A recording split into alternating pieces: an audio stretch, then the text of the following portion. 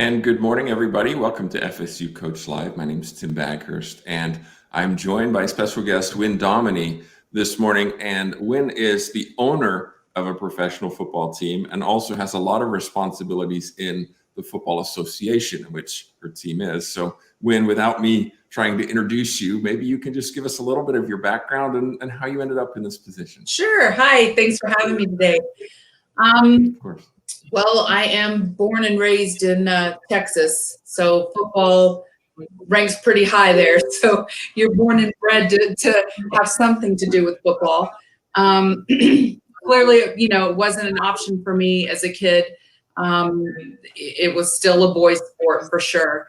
And in the late '90s, the Houston Energy started popping up, and I was like, "Wow, this is pretty amazing."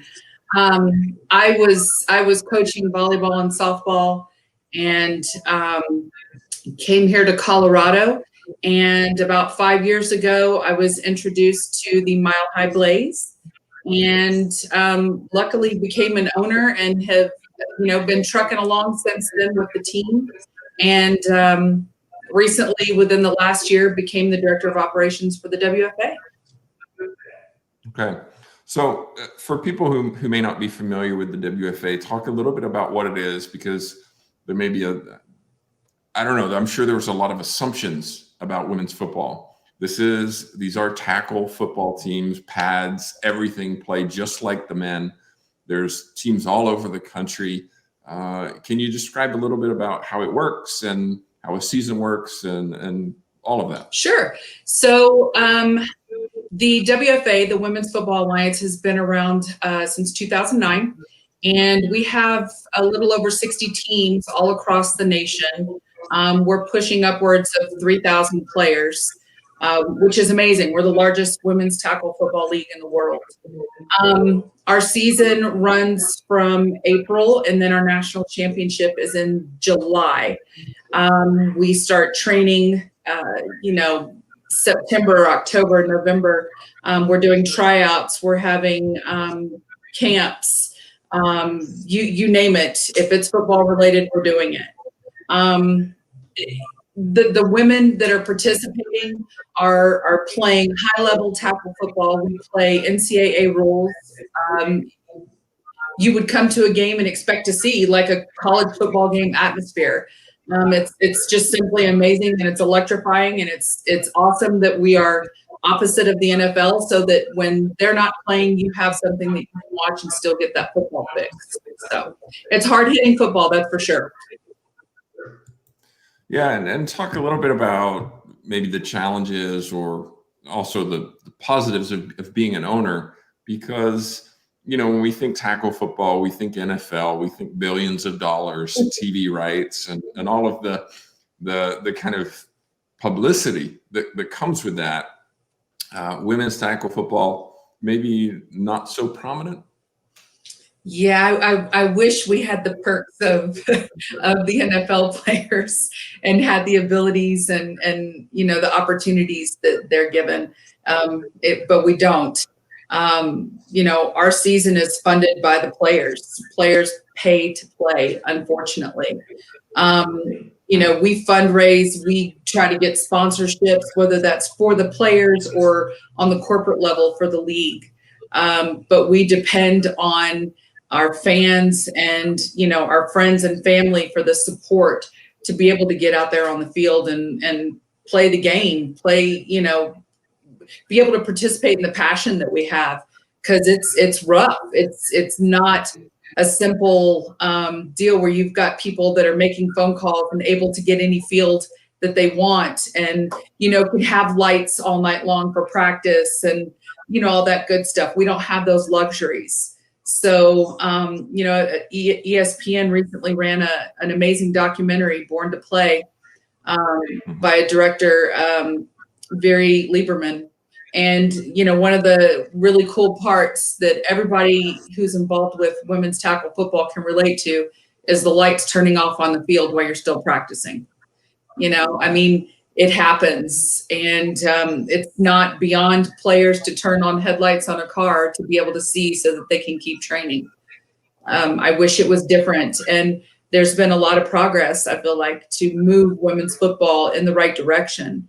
And we are. Sponsorships are getting bigger. Corporations are seeing us. And, I think that we're moving in the right direction, which is a positive. And I will say, having watched Born to Play, definitely worth trying to get hold of that. It's on ESPN. If you're using, YouTube or whatever, put it in there, or DirecTV. Make sure you get it recorded when it comes on.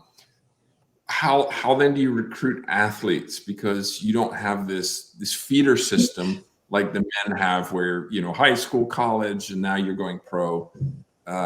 You don't have that. So where do you get your athletes from? So I'll answer for myself what I do. And it is not beyond me to be walking down the street somewhere and I could see a girl who's, 6 foot, 250 pounds. And my first instinct is lineman. And I will walk up and I will ask, have you ever played any sports before? And I don't care if you have or you haven't. I have faith in my coaches that we can coach you up from the beginning. That's not a problem. If you've got the will and you want to play, my coaches will get you ready. So I'll walk up to anybody and hand you a business card and say, come see us, give me a call, come to a tryout, come to a workout. Let's make something happen. We also reach out to colleges. We'll reach out to high schools. We work camps. Where we've done Von Miller camp, we've done Emmanuel Sanders camp with the Broncos. And, we just try and connect with anybody that we can and say, hey, do you know anybody? Really? CrossFit is huge. It's exploded. So we will hit up CrossFit gyms and say, do you have any athletes that are interested in possibly playing? A lot of girls that are in high school that are playing soccer or, softball, other sports, think that, if they don't get taken right out of college, that their athletic career is over with. And that's not the case. So it's crucial that we hit up those girls and let them know that there's a place for them to continue on. And we're that place for them. If you're just joining us, we're talking with Dominy. If you have any questions about women's tackle football, owning a team, just the Football Alliance in general, just put them in your chat box wherever you're watching, and we'll get them to her. Now, a men's team will have a large number of players, right? College, you're looking at 70 players, and NFL, they'll have practice squads. And how many players do you typically have on a team? That completely depends on the location of the team, their demographics. There's teams with 20 players. And then I'll tell you, last season I had 75 on my roster.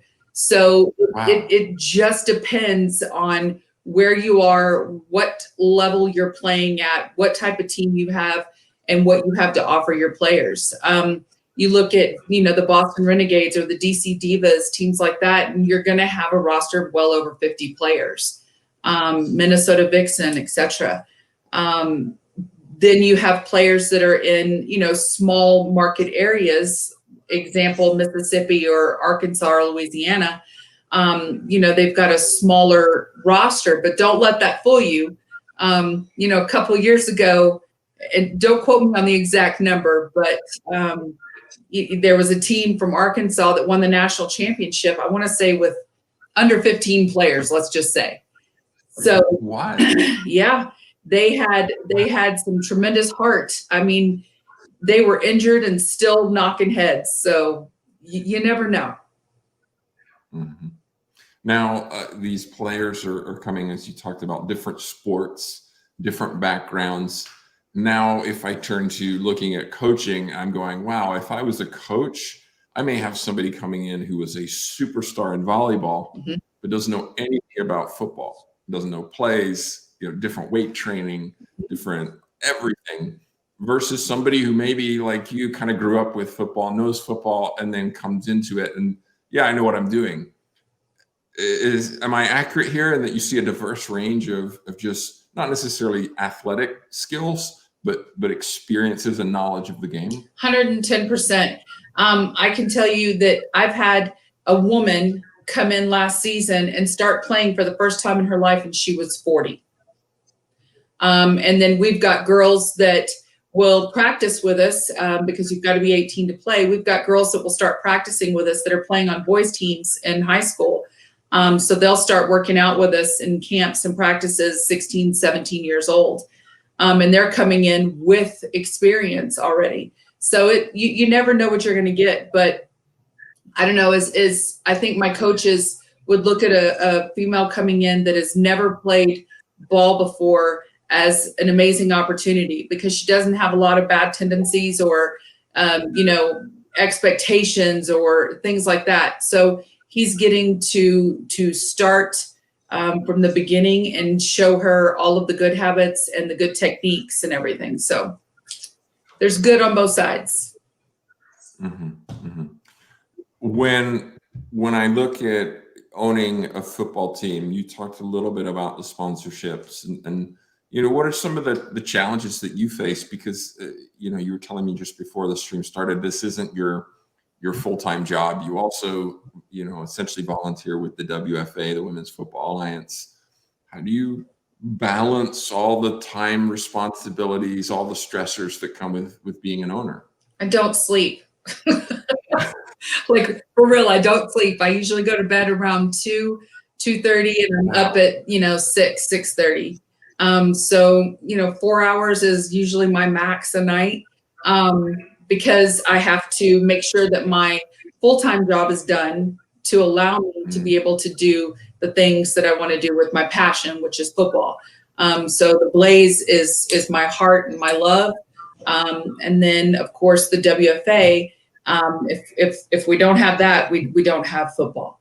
So, I'm of the belief of I'm going to bust my butt to make sure that women's football is being seen and it's out there, and I'll do anything I can to let people experience what we're doing and to know that no, we're not the lingerie league. That's not who we are. We're full padded, and nothing against those players. They're unbelievable athletes. That is not what I'm saying. It's just two different types of football. And we play hard hitting, full padded, full tackle football, just like the guys do. As far as time and stress and all that, it is what it is. When you're passionate about something, you'll do anything you can. The thing that tears my heart the most is I spend a lot of time on football, a lot, worrying about my players, worrying about players across the league, worrying about, are we doing enough, with sponsorships and getting our name out there? And then I'll look over and I'll see my kids, sitting on the couch playing on a tablet, and so I'll look at them and I'm like, I should be at the park with them right now, but I've got to do this. So that's probably like my biggest sad face, I guess, is that I spend majority of my time, dealing with football. From the perspective of an owner, I'm guessing you have some responsibilities when it comes to hiring coaches, and maybe firing coaches. Talk a little bit about where your coaches come from, what their background is. Do you have female coaches? Some of all of that. Okay. So I have, I think, the most amazing head coach, in the country. His name is Rob Sandlin, and he has been coaching for, well over 20 years, 25 years. He holds probably every certification you could imagine, and he runs one of the largest youth football leagues here in Colorado as well. He's coached, semi-pro for men and women. He coaches, high school level and youth as well. And I'm an owner that has the philosophy of my coach needs to find the staff that is going to work best with him for our team and to get our mission done. So I leave the hiring up to him. Do I give my input? Sure. If he wants to know what I think, or if I see something, I'm going to point it out to him. But ultimately, if I don't have that faith in my head coach, we've got a big problem, and he shouldn't be the head coach. So my coach has the hiring down. He's got a tremendous staff of people that he has worked with on and off for years, and who are at the top of their game. I've got ex-NFL players as coaches. One of my coaches played for the Raiders. I've got, big college football guys, and then semi-pro guys, etc. And I'm very proud of who we have. These guys, man, they give so much of their time. They don't get paid a dime. They travel with us, leave their families for weekends. We play on Saturday nights and we travel all over. So we could be gone Friday, Saturday, Sunday, and their wives and their kids are on board with letting them go. I couldn't ask for a better group of guys. So we're pretty blessed with that. We have a question. Jody wants to know, what is the plan for helping players who want to coach or develop those skills and find professional opportunities? Great question, Jody. Thank you.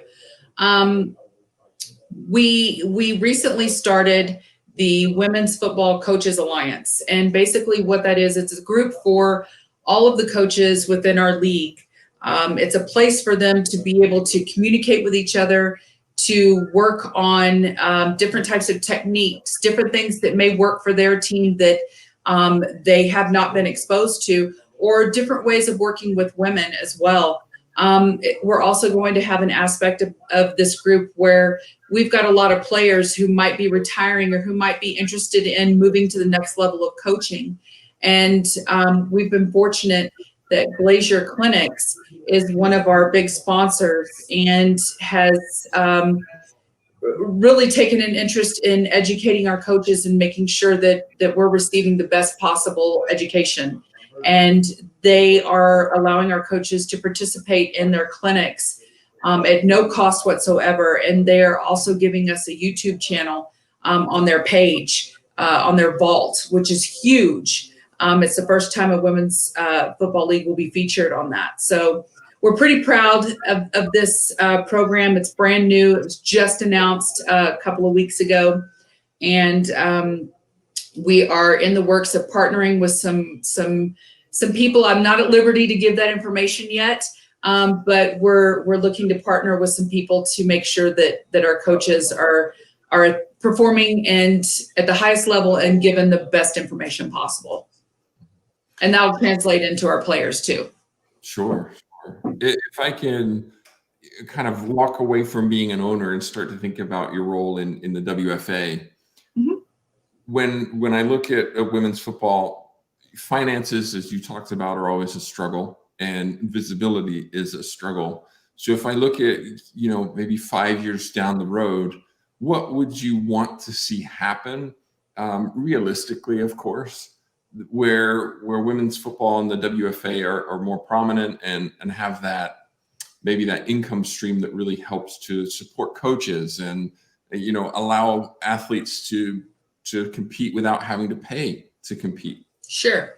There's a lot of things. If I had my way in 5 years, the NFL would definitely recognize us a little bit more, and we could get some assistance through them, whether that is, with training for our players to move into those coaching roles, or investing in our passion for camps, even, lining up NFL teams with our teams that are in a same city, to be, whether it's a mentor or any type of sponsorship. I would love to see our teams to be able to play at every major NFL game during halftime, so that people can see who we are and what we do, that we're not just playing tit for tat football. This is serious, head knocking, hard football. I would love to, I don't think that players are going to be able to get paid in the next 5 years. Is that a long-term goal? 110%. We're all pushing for that. But in the next 5 years, do I see a possibility of having player fees reduced tremendously because of getting bigger sponsorships? Yes, that is a goal. And I think that's an obtainable goal. So I I think right now there's a big push for women in sports. You saw that with the Super Bowl and everything, this last year, having, commercials that actually featured female football players was tremendous. I mean, my team, I'll tell you, my team shot an Adidas ad. I mean, it was the first time ever a women's football team was featured in a actual commercial for a big time corporation like Adidas. That was a big deal. We got to shoot with Von Miller. We got to run drills with Von Miller. You know what I'm saying? That shouldn't, in 5 years, that should be a standard. It shouldn't be a, oh my God. It should be a standard for a lot of our teams. So. Yeah, and looking at growth of teams, are you in a position where the number of teams you have is satisfactory, or is it we want to continue adding teams to this organization and see how big we can get? Because in some ways it can be too big, right? Where you have too many teams and it's difficult to maybe manage all of them. I don't know. I'm not in your position, so you tell me. Sure. So we are the largest team, largest league in the world for women's tackle football. But right now we are really dialed in on our players and coaches this season. Our goal, I should say my goal as the director of operations, is to make sure that our players are getting everything that they need to perform their job on the field, and to make sure that our coaches are coached up and are able to get the girls where they need to be and get the teams where they need to be. So, 2020, as much as I was sad to not have a season, and how it's been difficult, and knowing that, here we are, we should be, just finishing the national championship, 2020 has been a blessing because we've been able to take a little bit of extra time and do a lot of the things and plan a lot of the things that we normally can't because we're so busy planning for the next season. So players and coaches have been the number one priority for the league for 2020 to carry into 2021 right now. So, I mean, we turn teams down all the time that send in requests to join the WFA. Doesn't mean you get in, that's for sure. So I think right now we're pretty focused on working on the quality of our league and what we have to offer. If I was maybe a prospective owner, I wanted to have a team in Tallahassee. Mm-hmm. What are some of the standards or requirements that you set up in order to make sure that I'm going to have that longevity of owning a team for years and being an active member of the organization rather than this sounds like fun, I'll do it? Sure. So there's a whole packet that we send out to owners who are interested in joining our league. One, you've got to have a professional logo done. You've got to have a website. You've got to have a Facebook page. You've got to have a plan for tryouts. We've got to see that you are at a level of being able to maintain, a good 20 players at least. There are fees involved in joining the league. There's an interview process. And then we've got some new things that haven't been released yet that will be for new owners as well that we're working on. So we'll be putting something out for that soon. I watched Born to Play. It was fascinating to just see and get maybe an inside perspective of some of the lives of your players and Sure. and some of the challenges that are faced not only by team owners but also the coaches and the players.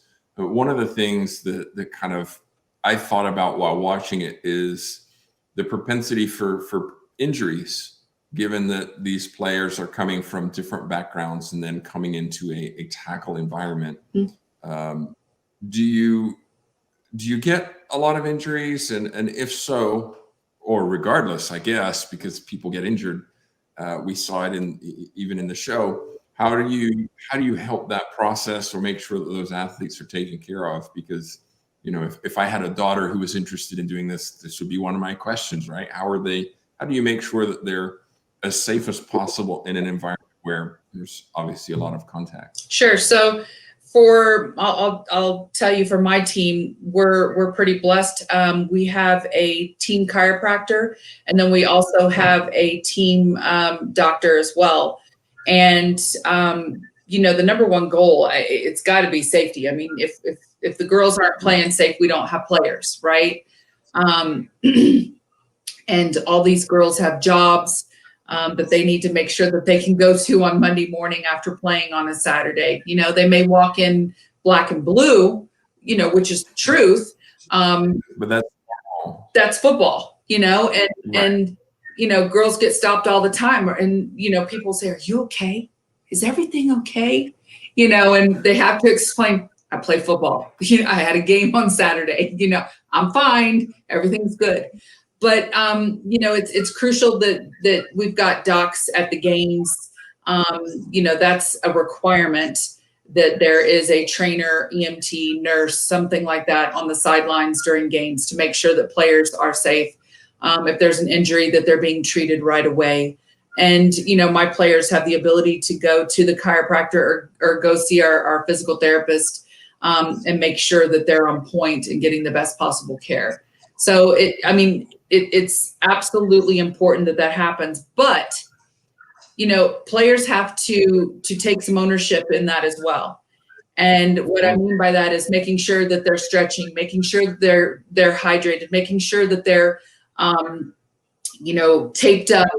You know, there's no reason not to be taped. KT Tape is one of our big sponsors. You know, make sure that you are doing what you need to do to perform at the high level that you are. And then having coaches recognize and being able to see and spot what's going on, and that they are doing, you know, drills and everything properly, so that we can reduce those risks.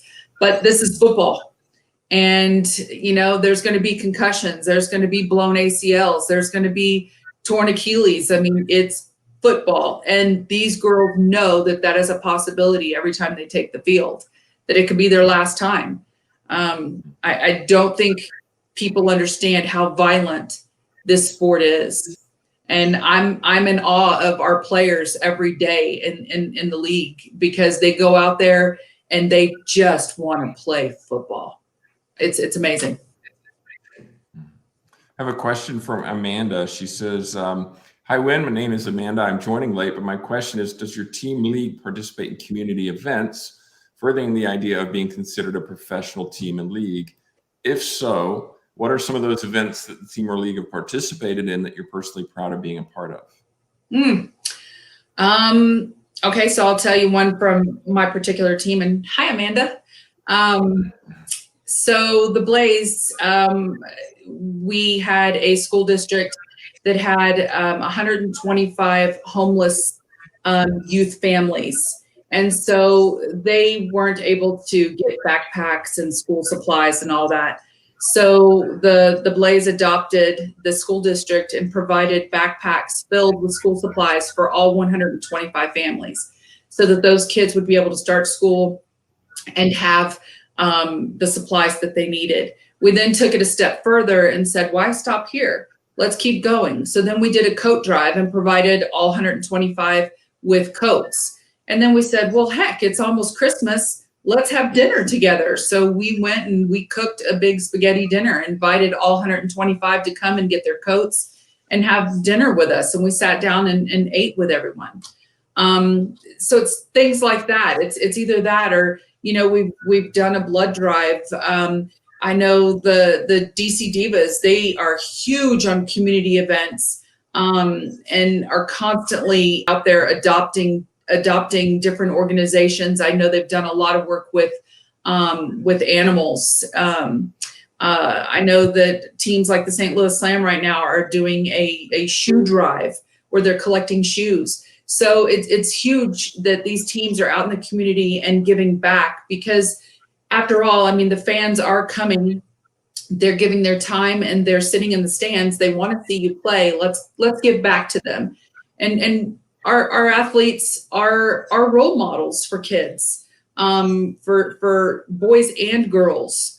And so I think us being out in the community is crucial for them to see that we are athletes, but we're also part of your community as well.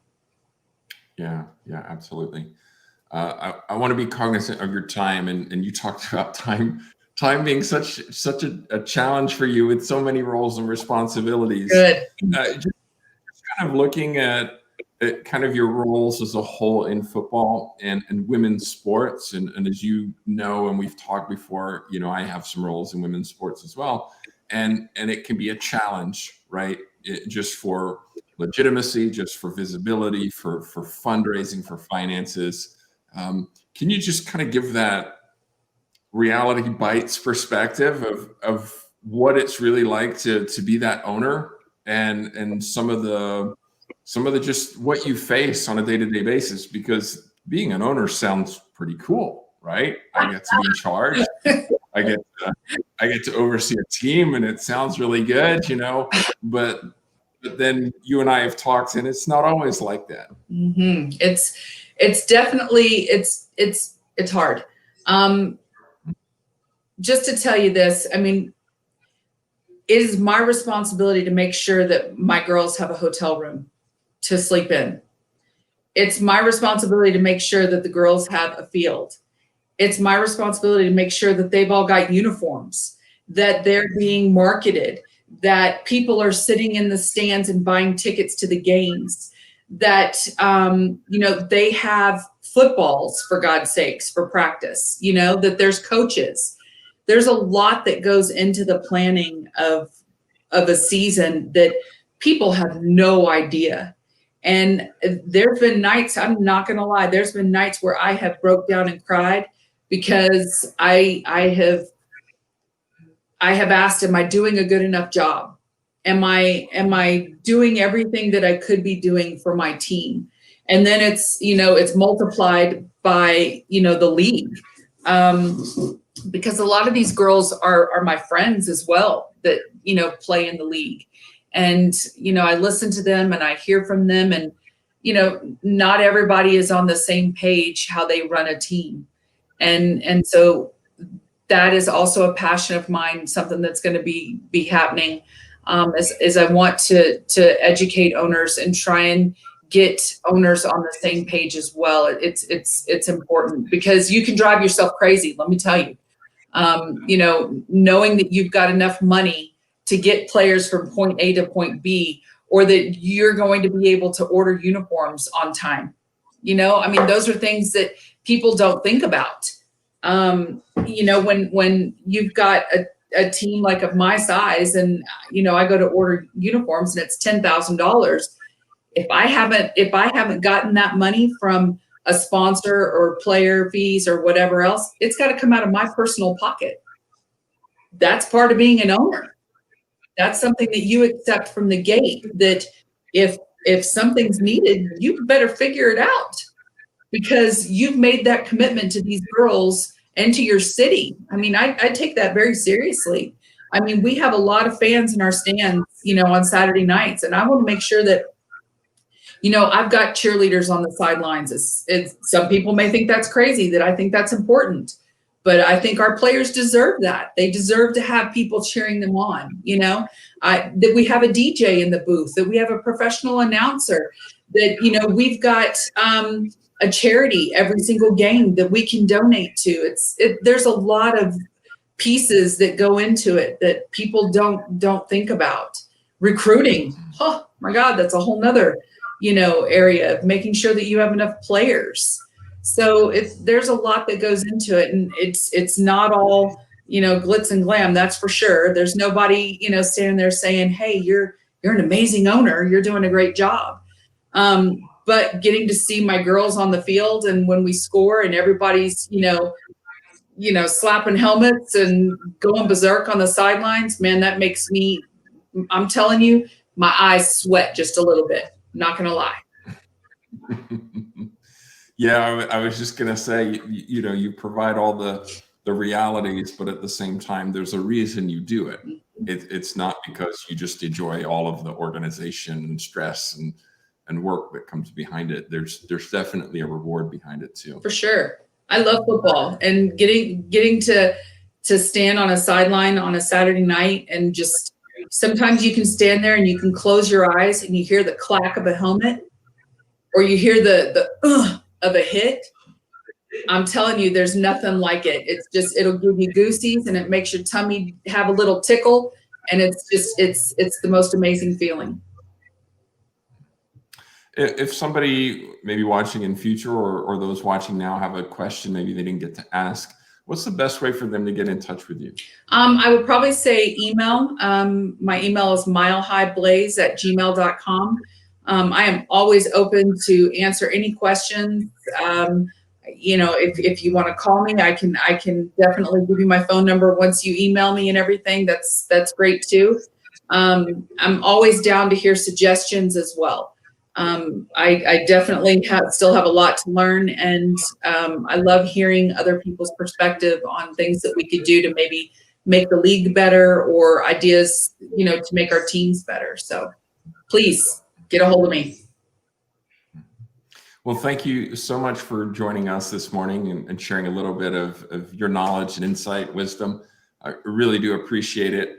If you haven't yet subscribed to our YouTube channel or liked Facebook, Twitter, whatever, be sure to do so. Monday, we have PJ Gibbs. He's a defensive coordinator for a high school football team. So we'll talk a little bit about him, about being a high school football coach and what it's like in that world. So, but on behalf of myself, Tim Baghurst and Dominy, thank you so much for watching.